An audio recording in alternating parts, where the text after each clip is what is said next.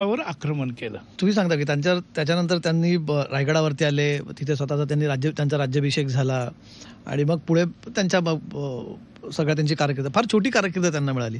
संभाजी महाराजांबद्दल नेहमी सांगितले प्रकांड पंडित होते, संस्कृत भाषेचे प्रचंड ज्ञानी होते, ब्रज भाषेमध्ये लिहायचे, ते नृपशंभू नावाने ते लिहायचे. त्यांचे पेन नेम आपण म्हणतो उपलब्ध आहेत, 3 काव्य उपलब्ध आहेत. बुद्धभूषण त्यांनी ग्रंथ, बुद्धभूषण त्यांचाच ग्रंथ, इतका 7 शतक, इतकं टॅलेंट असणारा एक राजा होता. मग त्यांच्याबद्दल म्हणजे त्यांना वडील जोखासण्यात चुकले की फक्त त्याच्यामध्ये कारस्थानं होती म्हणून हे नाही? त्या 2-3 त्या वर्षा 1.5 वर्षातलीच ती दुरावा आहे, अन्यथा कधी काही दुरावा त्यांच्यामध्ये आलेला नाहीये.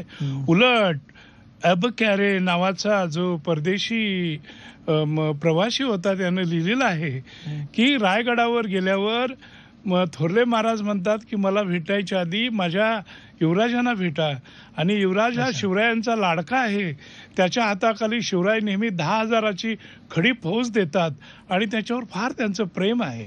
म्हणजे महाडजवळ जी बाणकोटची जी हे आहे, बाणकोटचा समुद्र आहे, तिथे त्या बाणकोटच्या समुद्रामध्ये शिवाजी महाराज लहान शंभूला आपल्या पाठीवर घेऊन त्यांनी त्याला पोहायला शिकवलेलं आहे. ते त्यांचं दोघांचं जीवाशिवाचं खूप नातं होतं आणि संस्कृतवर शिवाजी महाराजांपेक्षा त्यांचं जास्त काय म्हणूया त्याला प्रभुत्व होतं. याचं कारण असं की शहाजी महाराज जे शिवाजी महाराजांचे पिता, ते त्यावेळेचे भारतातले मोठ्या प्रकांड पंडितांपैकी एक होते. बरं, त्यांनीच ही आपली जी राजमुद्रा आहे, जी शिवाजी महाराजांनी वयाच्या 12व्या वर्षापासून वापरायला सुरुवात केली, ती शहाजी बाबांनी लिहिलेली आहे. अच्छा, ती जी राजमुद्रा, तो जो त्याच्यावरचा उल्लेख आहे तो शहाजी महाराजांनी शहाजी महाराजांनीच लिहिलाय ना. ते हे फार कमी लोकांना माहिती आहे असेल बाहेर हे ते कोणी लिहिलं त्याच्याबद्दलचं. पण मग शहाजी महाराज तुम्ही त्यांच्याबद्दल सांगता की ते पण भाषेचे पंडित होते का, त्यांना फार इतर भाषांचं किंवा संस्कृत भाषेचं मोठं ज्ञान होतं. मग हा वारसा संभाजी महाराजांकडे आजोबांकडून आला? आजोबांकडून आला, नक्कीच आला आजोबांकडून.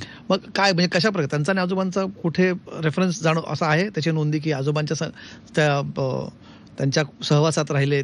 असा आजोबांचा असं डायरेक्ट फारसे कागदपत्र नाहीत, पण शिवाजी महाराजांचे मोठे बंधू कर्नाटकात जे वीरमरण आलं ते संभाजी महाराज, त्याच्यानंतर व्यंकोजी बाबा तंजावरचे पुढे गेलेले, आणि कोयाजी बाबा, ह्या 4 राजपुत्रांना शहाजी महाराजांनी बेंगलोरच्या किल्ल्यामध्ये शिक्षण दिलंय. म्हणजे 1640ला जेव्हा शिवाजी महाराजांचं लग्न पुण्यात झालं आणि निम्म्या पुण्यात मंडप घातलेला होता, कामकाजामुळं शहाजी महाराजांना तिथे यायला जमलं नाही, पण त्यांनी नवरा नवरीला लगेच भोवल्यावरून दुसऱ्या दिवशी कर्नाटकाला या म्हणून हुकूम दिलेला होता. तर शिवाजी महाराज तिकडे गेले आणि 2 वर्ष तिथं होते आणि शहाजी महाराजांनी लष्करी शिक्षण त्यांना दिलं. आणि शहाजी महाराजांचा सहवास हीच एक मोठी शाला होती. कारण नवगजी दरबार नावाचा दरबार मी त्या माझ्या कादंबरीच्या पहिल्या भागामध्ये लिहिलेलं आहे, त्याचे पुरावे आहेत, त्याच्यावर संस्कृत महाकाव्य आहेत, पर्नाल पर्वत आख्यान वगैरे अशी 2-3 काव्य आहेत. आणि त्या पुराव्यामध्ये असं सांगितलं जातं की शहाजी महाराजांचा नवगजी दरबार भरायचा रोज संध्याकाळी, आणि जवळजवळ 91 भारतातले उत्कृष्ट विद्वान त्यांच्या दरबारात होते. त्यामध्ये अनेक बहुतांशी संस्कृत पंडित होते, काही मराठी होते. जयराम पिंडे जो पुढं नावारूपाला आला तो त्या दरबारातला, त्यानंतर काही कन्नड होते, तमिळ होते. आणि त्या नवगजी दरबारामध्ये रोज संध्याकाळी काव्य गोष्टी किंवा प्रश्न एकमेकाला विचारले जायचे, कवी संमेलनासारखं शहाजी महाराजांच्या दरबारात. आणि तिथं शिवाजी महाराज आणि त्यांचे जे 3 भाऊ त्या ठिकाणी तयार झाले. ही काव्याची आवड ही तिथून आली का संभाजी महाराजांना पण म्हणू शकतो? ती रक्तातूनच आली ती तसं म्हणजे. पण मग शहाजी महाराजांची ही बाजू कधी फार समोर आली नाही, थोडासा झाकोळला गेला का त्यांचा? नाही, शहाजी महाराज शिकवलेच नाहीत. महाराष्ट्रातल्या इतिहासकारांनी आणि अभ्यासकांनी सुद्धा, किंवा जे आपले काय म्हणे त्याला अभ्यास मंडळाचे सदस्य, कुणाला काही माहिती नाहीये.